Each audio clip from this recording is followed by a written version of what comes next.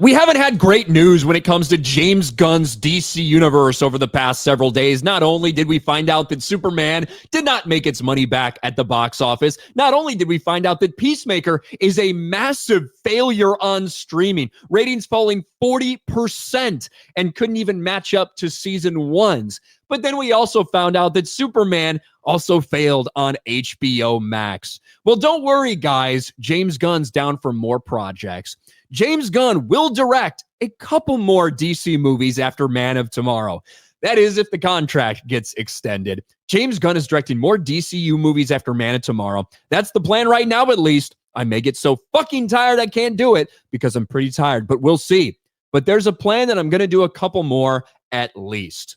Well, after everything we've seen, and like I said, Superman failing on HBO Max, failing to live up even to Aquaman 2 ratings or Black Adam ratings on their streaming service, not great news for the excitement for the DCU. But there's somebody who's supposed to make another movie in the DCU that we haven't heard much from lately, and that would be the very same person who made The Flash, Andy Muschietti. The guy who made The Flash and who is supposed to be the guy to do James Gunn's Batman. He is supposed to be the guy behind Brave and the Bold. And now that project seems stalled as fuck to most people. But I don't know if you want it with Andy Muschietti. Director Andy Muschietti blames fans for The Flash failure and Ezra Miller backlash. People don't see things, but they like to talk shit about it. Now, this is, of course, Andy Muschietti recently deciding to bring up The Flash for some reason and deciding, just like James Gunn has been kind of going back and forth with fans ever since he took over the DCU, to also decide to take a shot at fans. This is over on geeksandgamers.com, by the way. Director Andy Muschietti is once again defending The Flash, and this time he's pointing fingers, not at the studio, not at the backlash over star Ezra Miller's off-screen scandals, but at the fans. While promoting his upcoming It prequel series, Welcome to Derry, on the playlist Bingeworthy, Muschietti revisited one of the biggest superhero flops in recent memory. Keep in mind, when we talk about DC potentially fibbing and, hiding the numbers for Superman and maybe what they're saying the budget was, it was actually higher than that. We have a history of this, including from when James Gunn was running all the DC shit. Remember when James Gunn went out there and tried to tell everybody The Flash was the best comic book movie he'd ever seen in his life to convince you to go watch it?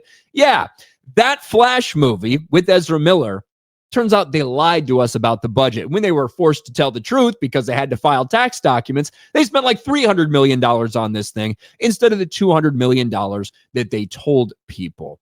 But Andy Muschietti decides it's fans' fault for talking bad about it. While promoting this upcoming It prequel series, despite Warner Brothers marketing the movie as a DC multiverse event of the decade, complete with Michael Keaton's return as Batman, it became one of the genre's most infamous failures. We just moved on and understood that sometimes there's a headwind in a project that you dedicated a lot of work to, and we're very proud of it. I think it's a good movie, says Andy Muschietti.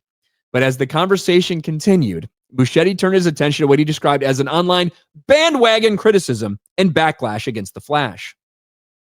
A lot of people did not see it, he says. But you know how things are these days. People don't see things, but they talk shit about it. They like to jump on bandwagons. They don't really know. People are angry for reasons that are unrelated to these things. Now, your first problem is your biggest problem. A lot of people did not see it. That is true. A lot of people did not see this movie. But the funny thing is, you did your best with a massive marketing campaign, a paid shill influencer campaign. You did your best to convince people to see it, right? Once people did see it, once the first group of people went out there and saw it, the reception was not positive. In fact, it was fucking brutal. You can't say this every time. You can't just, you can't assume that every fucking person in the world is never going to listen to anybody else about what they say. They're not going to listen to a review. They're not going to listen to somebody they watch on YouTube. They're just going to go and watch it for themselves, because then every movie would make exactly the same amount of money, right? You have an audience that you get to go to this thing. And then you know what? From that point on, you do your job to market it. You do your job to tell people about this, whatever. The people go to it. From that point on, a couple things can happen, right? You can get great, incredible reviews. People can go out there and convince people who weren't going to see it that, dude, this is fucking awesome. You should go watch this shit. It really blew me away. I wasn't expecting much. It was badass. People could go out there and say, meh, I don't know, maybe go see it if you really like Michael Keaton. Maybe if you like Ezra Miller's Flash, maybe you think it's cool. Maybe give it a shot, but you can always wait for streaming. Or you can have bro, this is dog shit. The effects look like trash. The cinematography was awful. I can't believe they brought this person back. They really wasted Michael Keaton like this. Don't waste your fucking time or your money. There's a lot of people out there that listen to those reviews. Your fucking bandwagon was the vast majority of people who watched it and didn't like it and then told other people.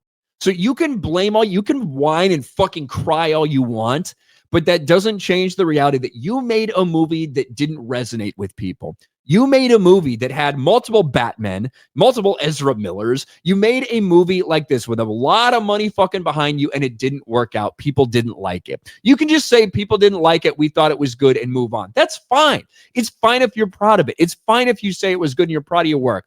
But now when you get to this point to try to be like, well, some people just talk shit about it, and that's what happens. We're only a multi-billion-dollar corporation. We can't really do anything about these these fucking little plebs out there that told us something wasn't good and people repeated it.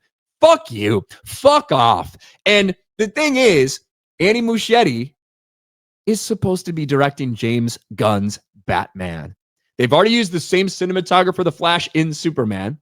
I don't know if that's the right guy. Now, was there some cool Batman action sequences? Yeah, I suppose there was. There was maybe one really fucking solid Ben Affleck Batman scene. Not when he was Batman. Yeah, cool stunts, all that shit.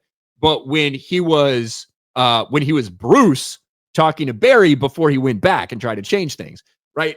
But overall, is Andy Muschietti, this dude who now, as James Gunn is sniping with fans and saying, well, I really think you guys are overjudging Peacemaker and blah, blah, blah. Is this really the dude we want doing the next Batman movie that seems dead in the water, but still apparently it's him? I don't personally think so. But we'll see. We'll see if anything James Gunn really has planned comes to fruition over the next couple of years.